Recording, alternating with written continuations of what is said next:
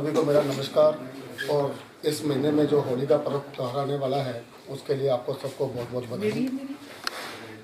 आज जो आप सब यहाँ पर हम सभी इकट्ठे हुए ये बताने के लिए मैंने बताया कि दिनांक 14/12/2017 को हमारे जो एनसीबी डिपार्टमेंट के आईओ थे अवधेश कुमार जी, उनको एक सीक्रेट इन्फॉर्मेशन मिली थी कि हांसी सिसाई गांव में सरजीत नाम के लड़के ने बहुत बड़ी चरस की खेप नेपाल से मंगवाई है, जिसको बादल कुमार यादव और उसका साथी सौरभ कुमार वो यहाँ सिसाई में लाने वाले हैं। और जो एक कार पे आएंगे MP 09CQ 2855। और अगर यहाँ रेड की जाए तो यहाँ पे बहुत बड़ी चरस की खेप मिल सकती है। उस पर एक टीम गठित की गई। हमारे जो सुप्रीडेंट साहब थे श्री कुलदीप शर्मा जी, उनकी सुपरविजन में टीम ने काम किया। जब वहाँ पे गए और 2 वहाँ पे विटनेस लिए, तो वहाँ पे जब घर पे रेड की तो वो कार वहाँ पे थी। वहाँ से 67 पैकेट चरस के मिले, जिनको तोला गया तो वो 65 किलो 230 ग्राम चरस थी और 20,000 रुपये नगद मिले, जो कि ड्रग मनी थी। जो सरजीत नाम का जो जिसने मंगवाई थी उसी ने उसको दिए थे बादल कुमार यादव को। 2 लड़के जो सरजीत और सुरेश जिन्होंने ये चरस मंगवाई थी वो मौका से तिवार कूद के भाग गए, जो बाद में पकड़े गए। और ये दोनों लड़के जो थे बादल कुमार यादव और सौरभ कुमार, ये मौके पे पकड़ लिए गए थे। जो बादल कुमार है वो बिहार का था, गोपालगंज का, और जो सौरभ है वो MP का था। और उसके बाद इनको कोर्ट में पेश किया गया। 5 को गिरफ्तार करने, ये संदीप के घर पे आया था, संदीप सन ऑफ रामफल जो सिसाई का था। 5 को गिरफ्तार करके कोर्ट में पेश किया गया। और उसके बाद जब चलान पेश किया गया तो उसके बाद हमने 24 गवाह जो अपने थे वो एग्जामिन किए इस केस में। कोर्ट में अपना पक्ष रखा और उसी तरह मुलजिमों ने भी अपना पक्ष रखा। तो कोर्ट ने हमारे पक्ष को मानते हुए उन्हें विभिन्न धाराओं में 18 साल की सज़ा और 1,75,000 रुपये हर धारा में उनको फाइन किया गया। और ये जो है इनके जो बाकी साथी थे, बादल का पिता हरिशंकर यादव जिसके थ्रू नेपाल से आई थी, और एक शोभा मामा है नेपाली के नाम से जिसको प्रदीप भी कहते हैं, जो अब पता चले कि वो एक मर्डर केस में PO है।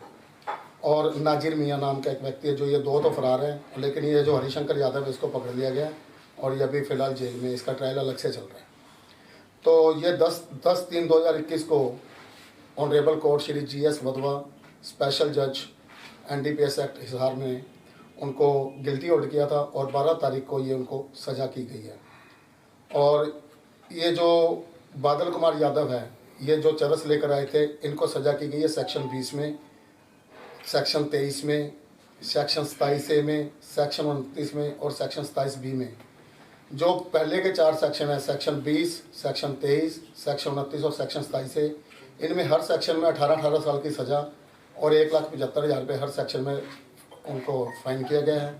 लेकिन ये जो सज़ा है ये इकट्ठी चलेगी, फाइन अलग अलग से हर सेक्शन का भरना पड़ेगा इनको। और फाइन ना भरने की एवज में हर सेक्शन का 2 साल की सज़ा अलग से।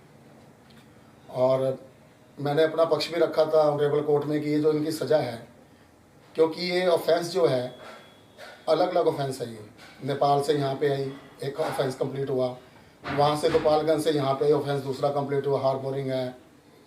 तो कोर्ट ने इनकी उम्र को देखते हुए, क्योंकि यंग बॉय हैं, तो सारी सज़ा तो कॉन्करेंट कर दी, इकट्ठी चलेगी, लेकिन फ़ाइन जो है वो इनको अलग अलग भरना पड़ेगा। और आगे देखते हैं ऑनरेबल हाई कोर्ट।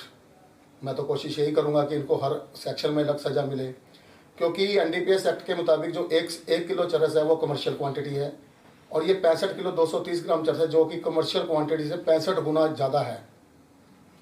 आजकल आप सभी जानते हो कि ये जो नशा है ये हमारे देश के लिए कितना घातक है। हमारी जो पीढ़ी ख़त्म कर रहा है, हमारी जनरेशन को इसने तहस नहस कर दिया। यंग जो जनरेशन है, जो बच्चे हैं, तो इसके ख़िलाफ़ ये हमारी एक जो NCB की कोशिश हमेशा जारी रहेगी।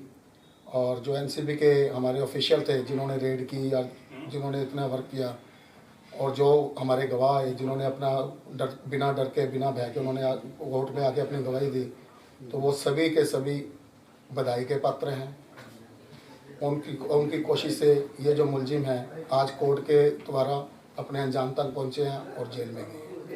कुल कितने लोग थे और अब ये टोटल सजा कितने?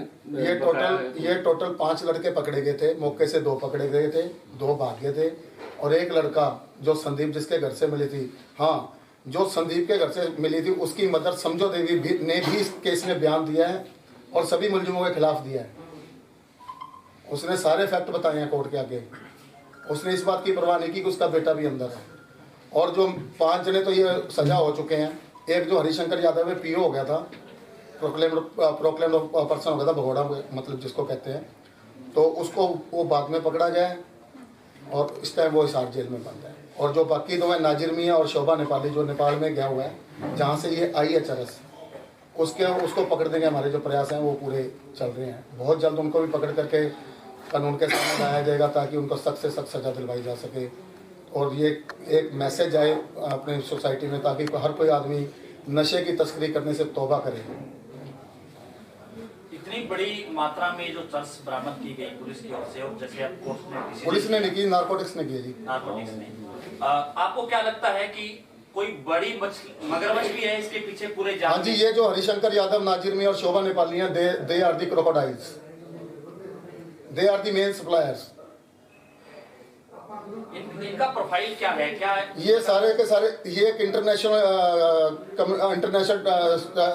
यू कैन से इंटरनेशनल स्तर का एक गैंग है, एक ग्रुप ऑफ क्रिमिनल्स है जो कि ये नशे की तस्करी करते हैं, जिसमें से ये 5 अंदर और 5 को सजा हुई है, 1 अंदर और 2 अभी पकड़े जाएंगे, जल्दी पकड़े जाएंगे। कानून से कब तक भागेंगे?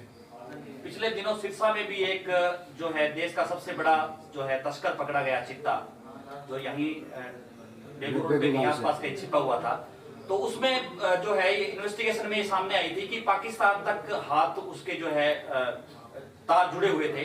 तो आपको लगता है कि इतनी बड़ी जो है मात्रा में जो खेप बरामद हुई है उसके भी तार है वहीं कहीं दूसरे कहीं देशों से जुड़े हुए हो सकते हैं?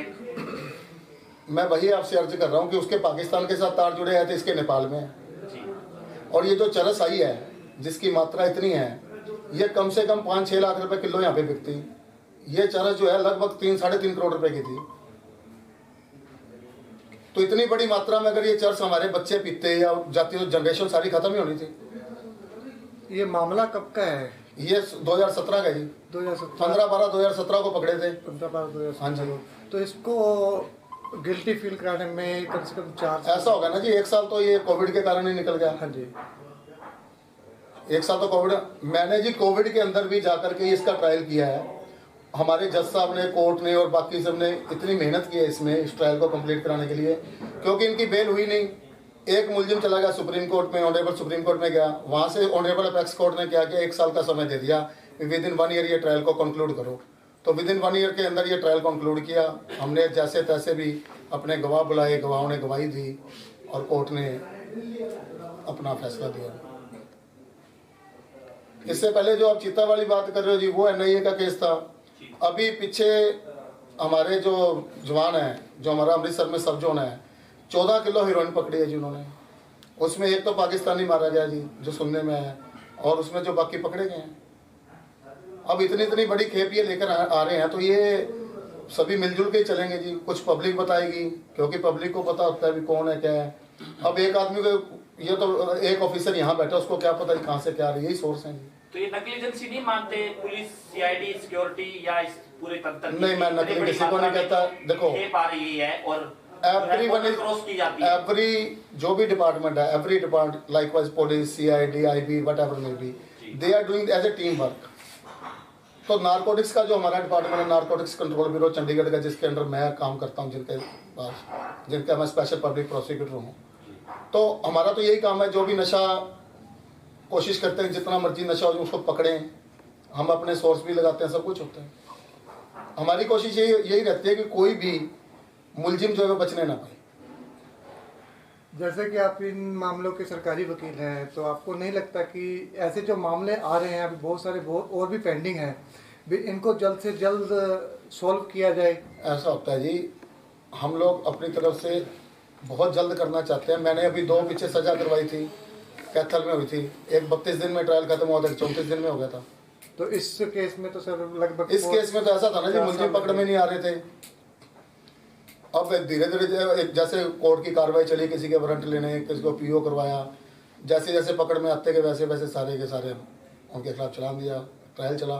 अब जो ये पकड़ा गया हरिशंकर यादव, ये पीओ हो गया था जी। तो मुलजिम जो है, तो मोस्टली जितने मुलजिम हैं वो सब इंडिया के ही हैं, कुछ बाहर के भी हैं। ये जो शोभा नेपाली है, हाँ जी। ये नेपाल में रह के काम कर रहा है। अब इसका जो पता लगा कि प्रदीप नाम का व्यक्ति था जो हांसी का ही रहने वाला था, उसी साइड का, ये मर्डर केस में भी पीओ है, जो अभी पता लगा है कोर्ट के प्रोसीडिंग के दौरान। तो ये जल्दी पकड़ा जाएगा जी। और भी साथी जो इनके हैं और भी केसों में इन्वॉल्वमेंट? ये जो 5 जने पकड़े गए हैं, लेकिन ये एनडीपीएस में तो नहीं पाए गए। बाकी किसी के खिलाफ 17 केस पाए गए हैं, किसी के खिलाफ 5 केस हैं, किसी के खिलाफ 2 केस हैं। इवन ये जो बादल कुमार यादव था, इसने तो कोर्ट के अंदर क्या किया, एक सर्टिफिकेट फोर्ज बना लिया, अपनी डेट ऑफ बर्थ छोटी बना के, जो मैं तो जुवेनाइल हूँ, मुझे बेल दो। तो हमारे जो डिपार्टमेंट के इंटेलिजेंस ऑफिसर थे, राजेंद्र जी थे, और दूसरों ने बड़ा वर्क किया। जब ओरिजिनल डॉक्यूमेंट कोर्ट के सामने आए तो अपने एप्लीकेशन वापस लेके चला गया।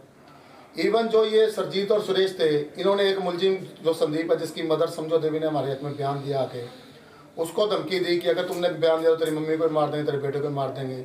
उसने एप्लीकेशन दी ऑनरेबल कोर्ट में, और ऑनरेबल कोर्ट ने सारा वेरीफाई करवा के उसकी जेल भी चेंज की थी। Despite the fact she appeared before the court and recorded statement in favour of the prosecution and told entire true facts कि ये सब हुआ है जी। और इन्हीं के गांव का एक और था चंद्र सिंह, उसने भी गवाही दी जी, सारा कुछ बताया जी। आपको कोई धमकी आई यूएस में? चलता रहता है जी, इतने डर के थोड़ा काम होता है जी। इतनी बड़ी एजेंसी के साथ चलेंगे, ये होते हैं जी कोर क्रिमिनल्स, इनके लिए धमकी देना बड़ी छोटी सी बात है। बात यह है कि आप जो सामने वाले हो, मेरे साथ आप सभी बैठे हो, इतनी पब्लिक है, ऐसे मरेंगे तो मरेंगे, फिर ऐसे डरना किससे है? कई जगह देखो, मैं ये कर रहा हूँ, मेरा एक पैशन है कि I am doing for my country. मेरी जो कंट्री की जनरेशन है, जो यंग है या चिल्ड्रन है, वो सेव हो, उनकी लाइफ सेव हो। अगर इसके दौरान मुझे कुछ होता तो फिर कई जगह पे नशा बिक रहा है, पूरी इंडिया में, सिरसा में भी। लेकिन जब कोई शिकायत करता है तो पुलिस पहले फोन कर देती है, अभी हम आपको पकड़ने आ रहे हैं। सर हमारा जो नारकोटिक्स डिपार्टमेंट है, वो पुलिस नहीं है, नंबर 1, वो सेंट्रल गवर्नमेंट की एक एजेंसी है, ठीक है जी। यहाँ पे हमारे जवानों ने 36 किलो अफीम पकड़ी थी, जंडवाड़ा वाले पकड़े गए थे, उसमें भी सजा हुई। उसके बाद यहाँ पकड़ी थी एलनाबाद में, 1 से 6 किलो पकड़ी थी, फिर 15 किलो पकड़ी थी। अभी पीछे 6 किलो यहाँ ओडा में पकड़ी थी, 6.25 किलो नाजिर में, को अनवर भी आया था। तो और कैथल में भी पकड़ी है, 2 में जो ट्रायल करके आया हूँ। तो जहाँ जहाँ भी हमारी कोशिश यही रहती है कि हर जगह से इन लोगों को एलिमिनेट किया जाए, इनको पकड़ा जाए, इनको कोर्ट में ले जाया जाए, ताकि इनको सजा दिलवाई जा सके। यहाँ पे भी कोशिश की जाएगी? हाँ जी, क्यों नहीं की जाएगी। जब जब हमें ये पता लगता है कि कोई बंदा ऐसा काम करता है तो हम कोशिश करते हैं। Thank you sir. इस केस के अंदर आपका अनुभव क्या रहा? मेरा अनुभव तो ये रहा कि बड़ा अच्छा लग रहा है। मुझे यूँ लग रहा है कि I am doing for my country. ये मेरी खुशकिस्मती है कि मुझे ये मौका मिल रहा है। मुझे तो बहुत अच्छा लग रहा है। सर वो कोर्ट दी कॉपी और दी कॉपी में ਤੁਹਾਨੂੰ व्हाट्सएप करता हूँ। हाँ मैं देता हूँ।